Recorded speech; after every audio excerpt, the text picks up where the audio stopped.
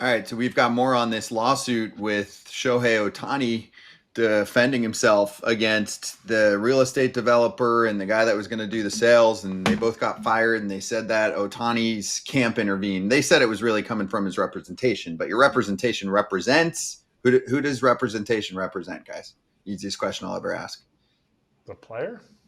Yeah, The you. I person? mean, right. Yeah. So if they're doing it, they're speaking for you, even though it's not him involved. I don't think anybody expected Ohtani on phone calls being like, "Hey, if you don't do what I say, I'm pulling out of this real estate deal and getting you fired." But somebody is doing that and representing you, and they're accusing this situation of happening. So Sam Blum doing the good work for the Athletic. He spoke to Josh Schiller, head of sports and gaming at a law firm that I can't pronounce, but they represent the two guys that are going after Otani and Nesbalello, his representation. Schiller said they tried to negotiate a resolution privately. So they tried to settle and they were unable to resolve the matter. He also said that Bolello became a destructive force by inserting himself into every aspect of the relationship. These are all allegations. He alleged that they responded to business matters with stonewalling and hostility while threatening default if he didn't get his way. So I guess not paying for the property as well. They still caused, a lot of ruckus here if they actually did get these two guys fired, which is what they are accusing the defendants of. Large portions of the lawsuit are redacted. The plaintiffs filed a subsequent request to lift the redactions from the initial complaint. That means that the law firm and the developer that are suing Otani wanted things to be stated publicly, and there's certain information that is, at least at the moment, being held back. So we'll see what happens there. And later, the lawyer for them also said that he doesn't think they have a case for countersuing, and he doesn't think they have a case for an NIL breach. NIL as in name, image, likeness, where Otani originally signed on, where they could do certain things with him for this real estate project as far as marketing it and saying, "Hey, Otani lives here," but I guess Otani's camp thinks they went too far.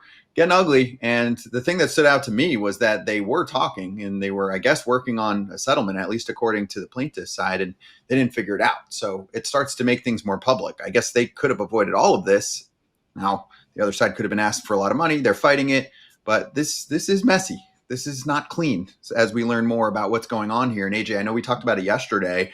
The comments are literally the political spectrum. You have one side that wants to accuse Otani of everything for the last 2 years, right? He's in on this, he's in on that. I think that's crazy. You have the other side that's like, how dare anybody even talk about this topic? Like, you're unfairly targeting him. Well, maybe somebody's unfairly targeting him, but we're just covering the story. And then most people are in the middle, like, this is a pretty crappy situation to be involved in, and things are going to, get very public and very ugly if there's a rich history here between the two parties. And this real estate project's been going on for 10 plus years. And Otani's been signed on since 2023. So there's going to be some history between these two of back and forth that would think you don't want public. But if he truly believes that he's in the right, he's going to fight it. It's just that he's not going to be able to maintain a lot of privacy during that time period. No, you're right. There's a lot of things that could come out. And Otani's a very private person. But what did he sign? What did Otani sign? What did Nesbalello sign on his behalf, right? What was the agreement they had? You said yesterday, Scott, that there was that I believe you said there was a video of Otani talking about this place and how excited he wherever he was for it. So I don't know. He can't say, if there's that video, then he can't say he didn't know anything about it, because at some point Nesbalello had to come to him and say, "Hey, we need to make this video for this Oh yeah, place." he So like, knows about it. Yeah. And and so and it's the rumors that there's some type of promotional voiceover or something like that, right? There was some type of marketing agreement that was made. We'll find out more of the details of what that agreement was. I don't think everything's been released yet. But yeah, let's not act like someone is signing houses to his name. no, I know. This whole thing is, I'm just fascinated by what's going to come out of this, because I don't know. Like, I'm not a lawyer. I just play one on you and Kratz get into a fight, and I'm like a divorce lawyer, so I have to play that on the show. But other than that, I don't know enough about this. But it's going to be fascinating once all the details start coming out of this and what they are trying to get out of Otani, what Otani's trying to say he did, what Nesbalello says he did. What now? The company, of course, the company that came out said, "Oh no, everything's fine. This is a great because they have." How much money invested? 250 million, $17 million homes.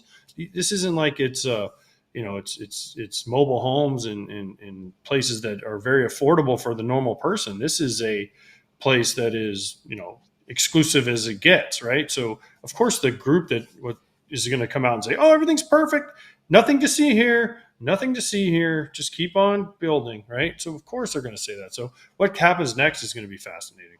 Yeah, and there's going to be a lot more investigative work by good journalists like Sam Blum to keep figuring things out. And Kratz, the general public's going to be interested in this. This is one of the most famous human beings on the planet. Yes. And when you're under a microscope, and I think part of this, not saying it would go away, but Shohei very rarely makes himself available to answer any questions. AJ has said this countless times. AJ has been an all-star. He was a borderline superstar. My word really doesn't matter. Like, I can come out and say something, people don't really care. But when you're a star, people want to hear what you have to say. If he would speak more, I think there'd be less people on the side of, oh, he was definitely involved with the Ipe stuff. He's definitely involved with this. He is this bad guy. The only reason people are saying that is because they don't know anything. And everybody on the other side is like, no, he's perfect. Why is he perfect? Have you ever heard him say he's perfect? Have you ever seen him put himself out there in a situation? No, like he has a shroud of secrecy that I think situations like this may be able to be diffused in the public eye if he would come out and just chatter, just talk with the boys. Yeah, you'll probably get a statement or something. Obviously, it's a lawsuit, so right now you're not going to get much. And, you can be strategic with when you put the lawsuit out.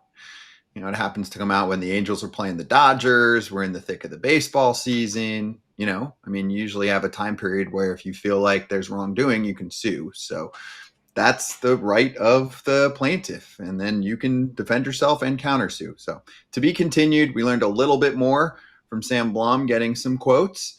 And I'm sure we'll learn People are a going to lot start more digging. unless they settle. Oh, yeah. Like you said, though, people are going to start digging here pretty quick, pretty deep into this, Scott, and because there's a lot of money involved in this. And there's a lot redacted. That was the other thing that stood out.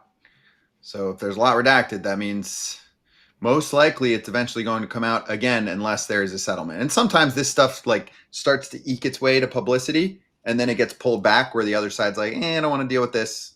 Let's settle. That often is the case in lawsuits. But if not, it is going to be a to be continued situation. We'll keep covering it. Hey, we love ripping slab packs on Arena Club. I just ripped one in a ruby pack. Those are fancy schmancy, Kip. And I pulled a Matt Shaw 2023 Bowman Draft Aqua Lunar Crater Refractor card. And guess what?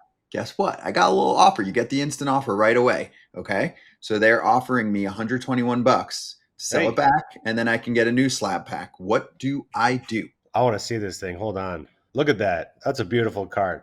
You know what? I think that's a safe bet. I think it's going to make you a little bit of money. I think the more big league time he gets, I'd almost take the deal, though. I'm in it for the chase. I like opening more packs. I think that 121 can buy you a couple more slabs to open. And I think you keep chasing until you get someone you really like. But that's the best part about it for me. That's right. You can sell it back, $121, and then open up another slab pack. Use the code FOUL to receive 20% off your first slab pack or card purchase at arenaclub.com/foul.